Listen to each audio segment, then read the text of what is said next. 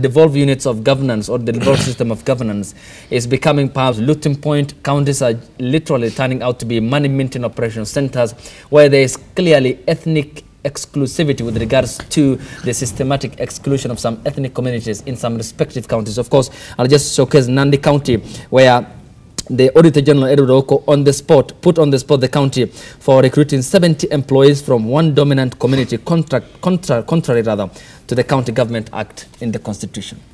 Okay, number one, our Constitution add greatly.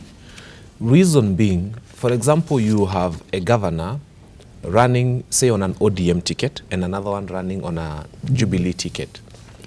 When these governors take office, they have some sort of allegiance to their party. And we saw when it happened in the last general election that there are some governors who got direct tickets for the next general election because they bought them using county resources. What should happen is that we need to change our constitution so that strictly for the post of governor, you can only run as an independent candidate. Okay. So that you do not have allegiance to any, because even when you're an ODM governor, no, it should be that way, that everybody should run on an independent ticket as a governor for that seat only. Reason, then we shall not have people like who are elected because of a particular party in a particular region. Your competence will assist you. And two, you don't feel the need to steal county coffers and support your political party or buy your ticket for the next election. And number three, and that's why we don't have ministers coming from parliament anymore. Number three, that was a big mistake in our constitution that needs to be changed. But also think about it this way. I respect Honorable Mutudho so much. And when Mutudho was in charge of alcohol in this country, Nakada, he told us, in Umoja Inako area alone, we have 1,000 bars. If each of them pays a county license of 20,000, that is 20 million coming from Umoja Inako alone, bars only. The picture I'm trying to paint for you is that the monies that the county governments collect is probably twice or thrice what they get from the national government.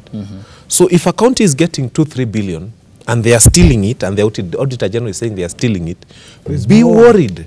Be a lot more worried, because that which they have stolen is twice or thrice, because what they collect nobody knows, it is not audited, it is not known, it is not documented, it is all stolen. Okay. So what we need to do first is to make sure that we criminalize counties from collecting money. Okay. So that all money is collected by KRA. What would happen, instead of collecting the 2 trillion we are collecting, we would collect 7-8 trillion. Then we can tell the counties, you guys were saying you want 45% of the allocation.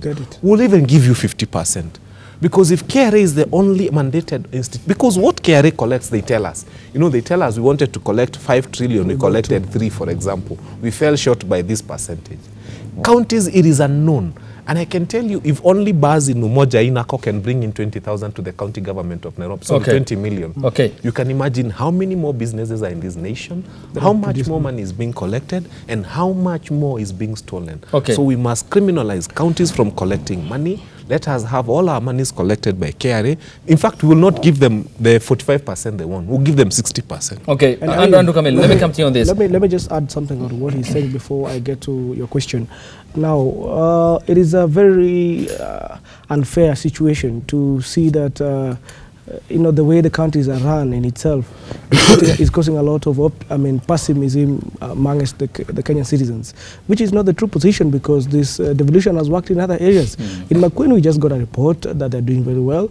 In Kitui, the governor just launched a very beautiful thing that was going to impact the economy properly. It's and right now she's people. Banning lorries. That will open up another political that would be another question altogether. But for the much that we have gotten in terms of reports from Kitui County, I think it is something that is laudable. She's now looking for market for their dengue, you know, the green grams down there. And Kitui has been a very dry area that nobody really expected such things to come up. So in other counties, devolution has been able to work. Look at what Oparanya is doing in Kakamega. So therefore, we should not demonize devolution as a whole. And you know, this talk of we want to reduce the number of governors, we want to modify our counties into something that is viable. No, other counties have worked. The problem is the leadership we're having in some counties. Okay. And just as he's mentioning, he's even tried to, propose that we have independent candidates, our governors. I think that would be another question altogether, because that really touches on the core of politics in this country. Then we should even ask him to propose that we have our president as an independent candidate, and that will interfere with the political process.